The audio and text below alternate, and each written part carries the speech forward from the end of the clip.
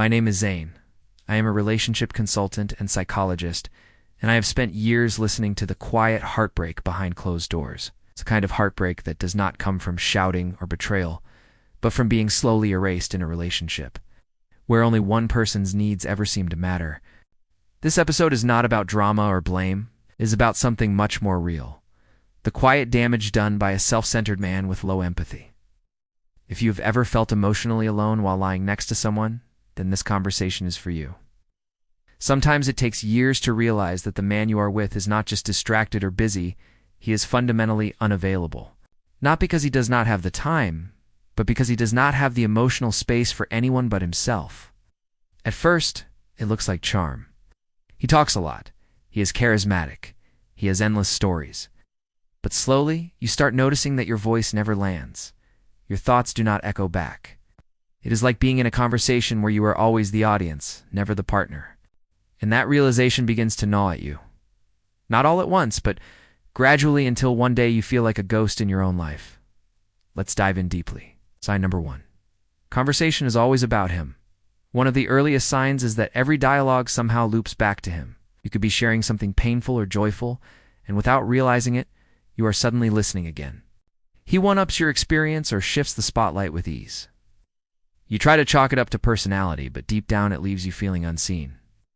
The more you try to connect, the more he recenters himself, like a magnet pulling all the emotional attention back in his direction. Eventually you start to speak less, not because you have less to say, but because you know it will not land anyway. Sign number 2. Lack of emotional responsiveness. When you're upset, the disconnect becomes sharper. He shows a little emotional responsiveness, no leaning in, no real concern, just a vague discomfort or even irritation, as if your feelings are a problem he needs to get rid of. You may cry in front of him and find him scrolling through his phone, not out of cruelty, but out of a total lack of internal response. Over time, this erodes your sense of mattering. It teaches you subtly but powerfully that your pain is an inconvenience. Sign number 3. Low accountability. He rarely says sorry in a way that feels real. Mistakes are brushed off or blamed on you. If you bring something up, he gets defensive or shuts down. You start walking on eggshells just to keep the peace. He may even turn the situation around and make you feel guilty for confronting him, as if your need for clarity is the real offense.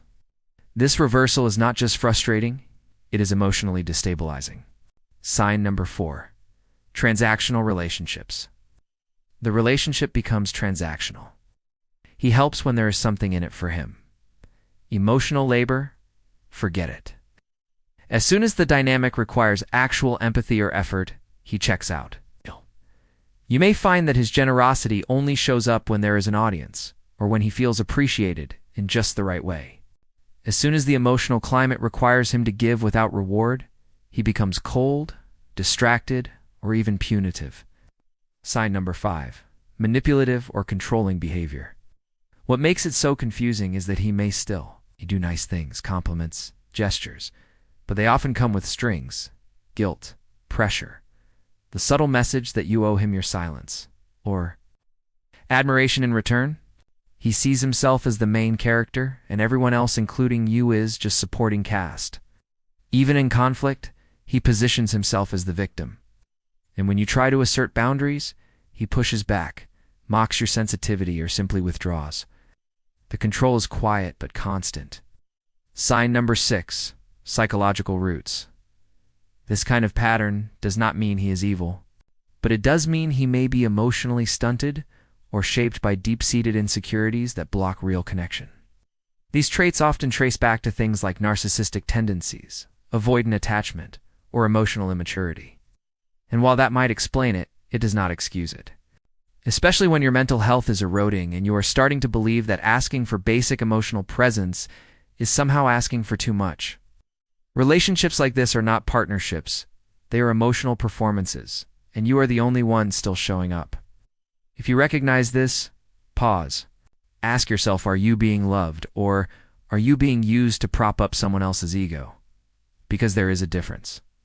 And sometimes that difference only becomes clear when you stop shrinking yourself to fit inside their comfort zone. Have you been in a relationship like this? What was the moment that made you see it for what it really was? If this resonated with you, make sure to subscribe to STR TV.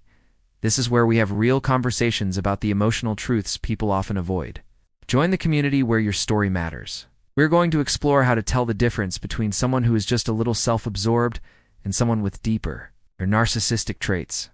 Until then, stay close to your emotional instincts. Subscribe to SDR TV for more emotionally grounded insights every week.